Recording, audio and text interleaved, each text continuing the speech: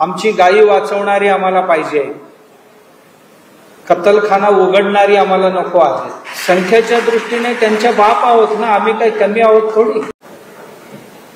एक चतुर्मुखी व्यक्तिमत्व संपन्न देवेंद्रजी, सर्व महात्मागण आणि आपल्या सर्वांच्या जवळीवाली प्रार्थना वंदन. की सकाळी आपण चर्चा केलेली, आता आमच्या वीर महाराजांनी सुद्धा सांगितलं की आपण हे का आयोजित केली. काहीही न करता, कोणत्याही प्रकारची सेवा न करता, कोणत्याही प्रकारची संस्था न उघडता, कुठल्याही अन्नछत्रा न चालवता आणि कोणत्याही प्रकारचे सेवाभावी कार्य न करता काही मंडळी एकत्रित राहू शकतात. तर आम्ही सर्व करणारी मंडळी असं का विखुरलेले आहोत.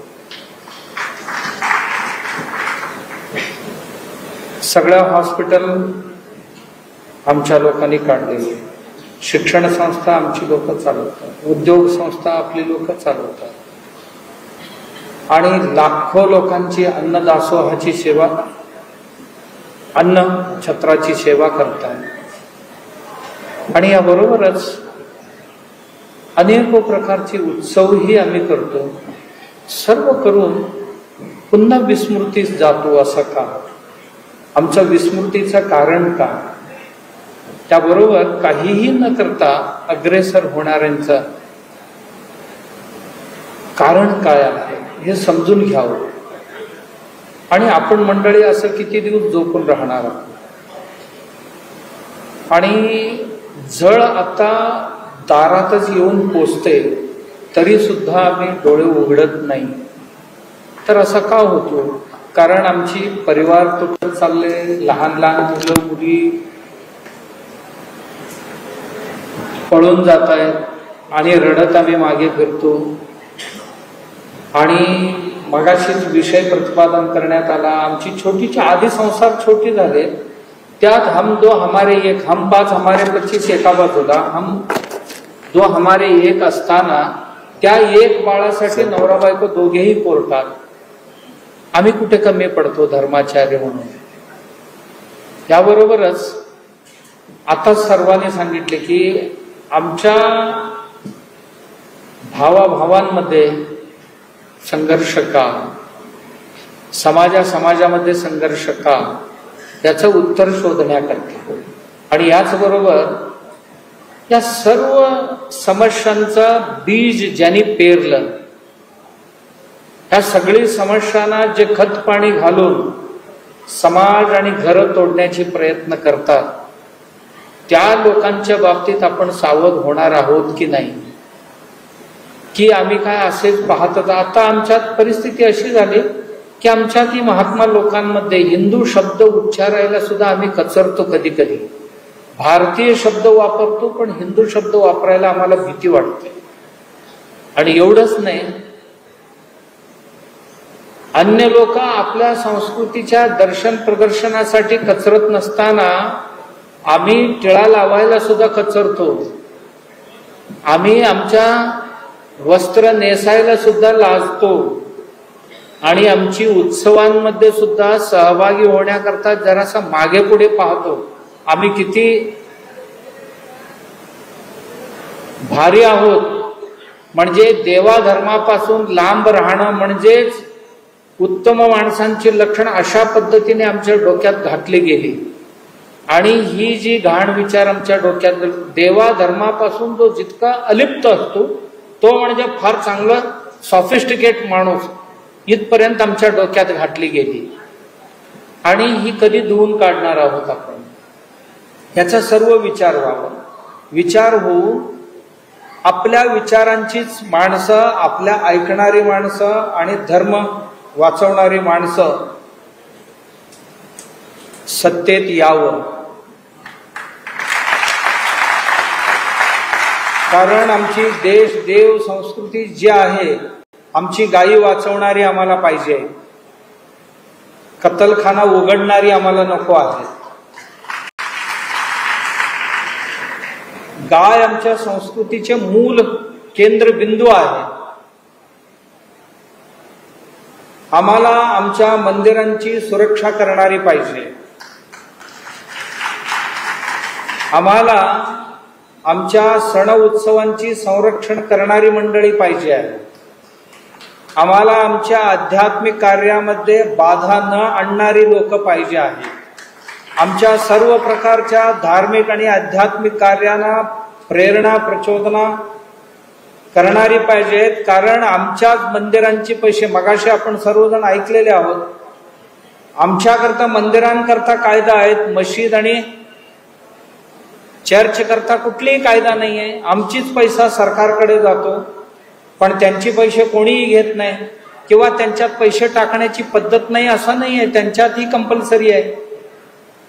आणि ही भेदभाव नष्ट होऊन आमच्या देवस्थानच्या जमिनी सगळ्या कामासाठी चालतं, पण वक्फ बोर्डाची जमीन कोणत्याही कारणासाठी 1 गुंठा सुद्धा आपण घेऊ शकत नाही.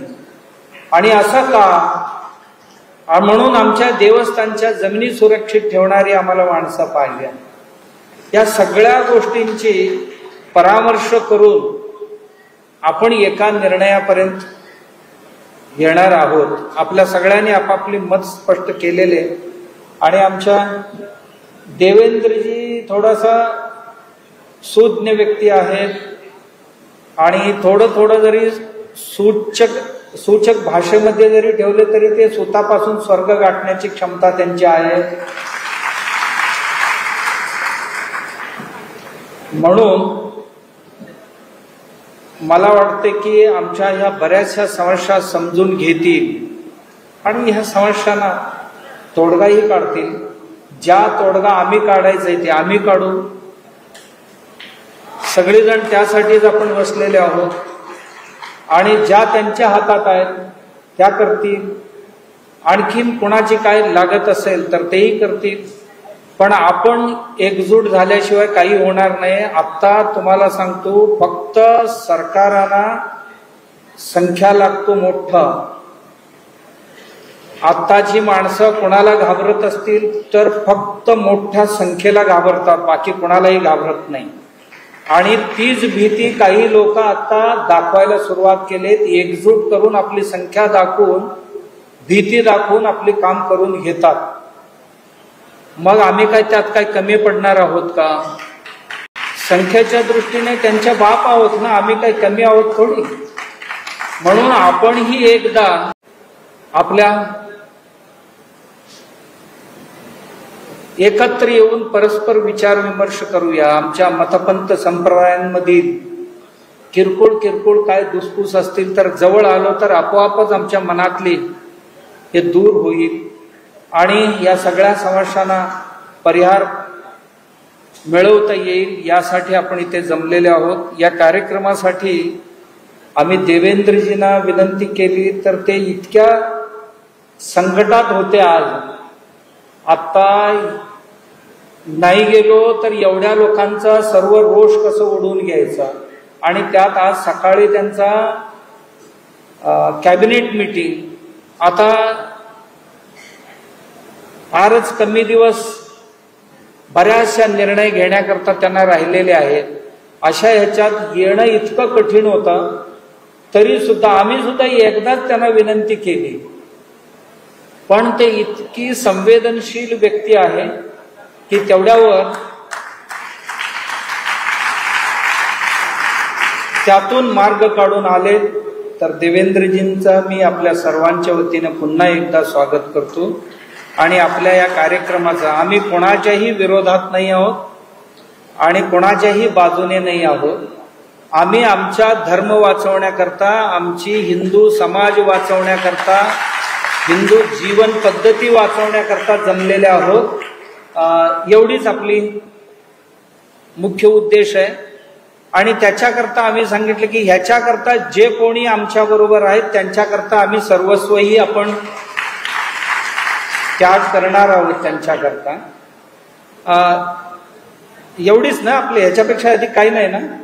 आहेत बरीच. विचारले तर जरा नुसता देवेंद्रजींनी जर ऐकायचं ठरवलं, पुस्तक बनेल एवढी डिमांड्स येतील.